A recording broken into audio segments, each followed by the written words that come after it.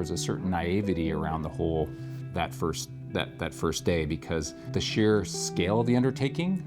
There is no linkage between what I might have thought about, when did I start this? In July of 2015, when I started, I got the idea, and where we are today here in the spring of 2026. There is absolutely no relationship between the two. If you want to drive yourself crazy, try to name anything, name like anything, and get the .com, the .ca, be able to register in Canada, register in the US, and register in Asia. You can imagine like all the things that are necessary to set up a company. One of them being like, what do you call this thing? Like, where do you start, right? So, well, why don't we call ourselves QuadReal? We're 4 companies, we're in 4 asset classes, and we want to invest in the 4 corners of the world. So that was the beginning of QuadReal. Certainly in the first few years, it was just about getting the company together. There was so much focus on building a team, understanding the portfolio, building out the capabilities to grow internationally, funding ourselves, getting control of our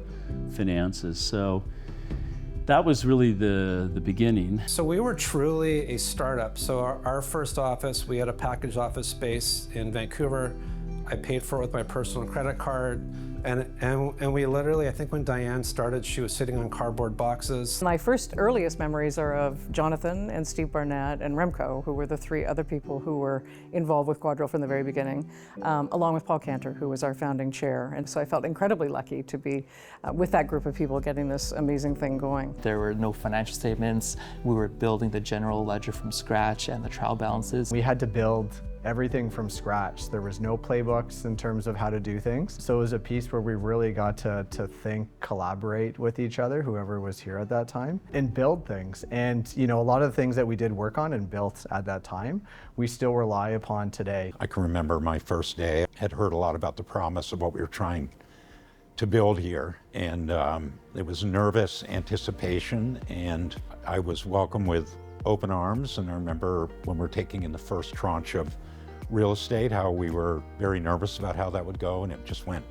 It was amazing. It's pretty much the same core group of people today as what it was then, and the relationships that have been developed over that time frame, and just the quality of the individuals that we've got, that we get to work with day in and day out. I really think everyone had a good attitude and embraced maybe a bit of the chaos and the unknown, but it eventually, you know, evolved into what QuadReal is today, so we all got there.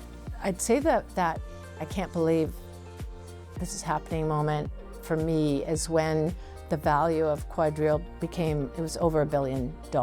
You know, in the private equity world, $1 billion valuation is a unicorn.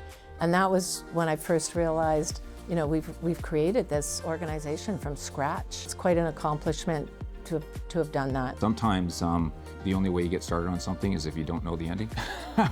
We've been on such a tremendous growth path over the last 10 years. We've gone from 20 billion in AUM to almost 100 billion, you know, it's a 5x. Our journey has taken us from being a small company, not well known in many boardrooms or many markets, to a company that not only is one of the largest real estate operating and investment companies in the world, but that punches well above its weight in terms of how we serve our residents, tenants, and guests, and how we're really known for top-tier operational excellence. It's been an evolution, so I don't think there's any one aspect that hasn't continually grown and changed and evolved. So probably the biggest aspect of QuadReal is this continuous evolution, continuous perpetual attempts to get better.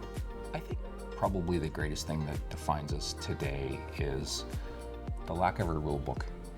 I mean, a lot of shops have been around a lot longer than QuadReal. Well, we're 10 years now, and 10 years might seem like a long time, but it really isn't. And there is nothing that is, you know, locked in stone as the QuadReal way, other than our culture and our approach to working with one another and collaborating. But there's nothing that's locked down. The concrete's not dry.